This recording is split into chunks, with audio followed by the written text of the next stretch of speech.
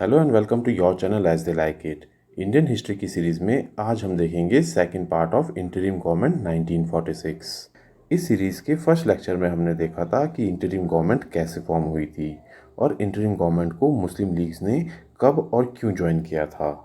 अगर आपने अभी तक वो लेक्चर नहीं देखा है तो इट इज़ रिक्वेस्टेड कि आप उसको एक बार देख लें ताकि ये टॉपिक आपको कंटिन्यूटी में अच्छी तरह से समझ में आ पाए।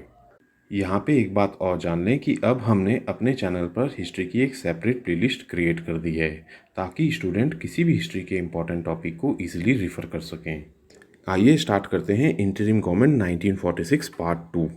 जैसा कि पार्ट 1 में हमने देखा था कि अक्टूबर 25, 1946 को मुस्लिम लीग भी इंटरिम गवर्नमेंट को ज्वाइन करने के लिए तैयार हो गई थी। आइए अब जानते हैं इंटरिम गवर्नमेंट की कैबिनेट के वो 14 मिनिस्टर्स और उनके पोर्टफोलियोज क्या थे। 1946 की इस इंटरिम गवर्नमेंट के president of the executive council थे लॉर्ड वेवल। लॉर्ड वेवल इस एग्जीक्यूटिव काउंसिल के प्रेसिडेंट रहे टिल फरवरी 1947, जिसके बाद ये चार्ज चले गया लॉर्ड माउंटबेटन के पास फ्रॉम फरवरी 1947। इस इंटरिम कैबिनेट के कमांडर इन चीफ रहे सर क्लॉड ऑचिनलैक और इस इंटरिम कैबिनेट के वाइस प्रेसिडेंट जो कि डिफैक्टो प्राइम मिनिस्टर के इक्विवेलेंट थे वो बने जवाहरलाल नेहरू। आइए अब देखते हैं कांग्रेस के कौन से 6 रिप्रेजेंटेटिव थे in the interim cabinet. First थे जवाहरलाल नेहरू, जिनके पास चार्ज दिया गया था external affairs and Commonwealth relations. साथ ही ये डिफैक्टो प्राइम मिनिस्टर का रोल भी अदा कर रहे थे। सेकंड कांग्रेस लीडर थे वल्लभ भाई पटेल, जिनके पास चार्ज था home, information and broadcasting ministry. Third Congress leader थे डॉक्टर राजेंद्र प्रसाद, जिनके पास दिया गया था food and agriculture. Fourth cabinet minister थे सी राजगोपालाचारी, जिनको चार्ज दिया गया था education and arts. Fifth cabinet minister थी अरुणा आसफ अली, जिनको चार्ज दिया गया था ट्रांसपोर्ट और रेलवेज का। वहीं लेबर मिनिस्ट्री का चार्ज दिया गया था बाबू जगजीवन राम को। तो ये थे 6 कांग्रेस के कैबिनेट मिनिस्टर्स। आइए देखते हैं मुस्लिम लीग के कैबिनेट मिनिस्टर्स कौन थे। फर्स्ट कैबिनेट मिनिस्टर मुस्लिम लीग से थे इब्राहिम इस्माइल चुंद्रीगर, जिनके पास थी कॉमर्स मिनिस्ट्री। सेकंड थे लियाकत अली खान, जिनको दिया गया था ministry of finance. Third cabinet minister थे गाजनफार अली खान, जिनको बनाया गया था हेल्थ मिनिस्टर। एंड फोर्थ थे जोगेंद्र नाथ मंडल, जिनको दी गई थी लॉ मिनिस्ट्री। फिफ्थ थे अब्दुल राब निश्तार, जिनको दिया गया था पोस्टल एंड एयर सर्विसेज।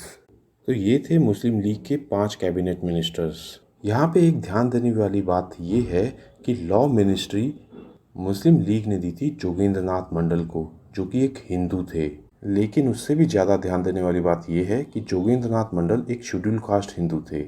तो कहने का मतलब ये है कि मुस्लिम लीग ने यहाँ पर एक शेड्यूल कास्ट हिंदू को जानकर नॉमिनेट किया था।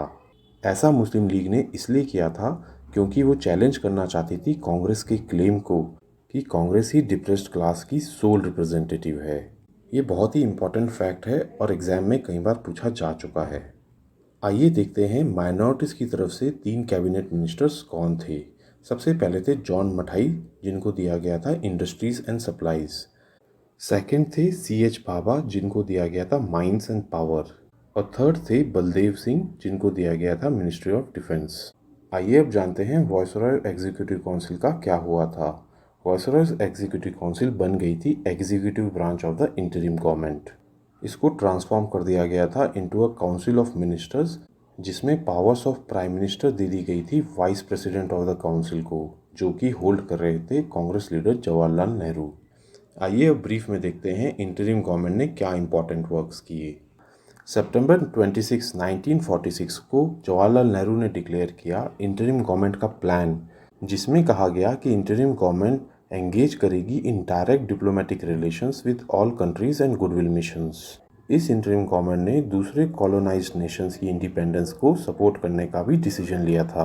नवंबर 1946 को इंडिया ने रेटिफाई किया था convention on international civil aviation और इसी के बाद एक कमेटी अपॉइंट की गई थी for advising the government on nationalising the armed forces.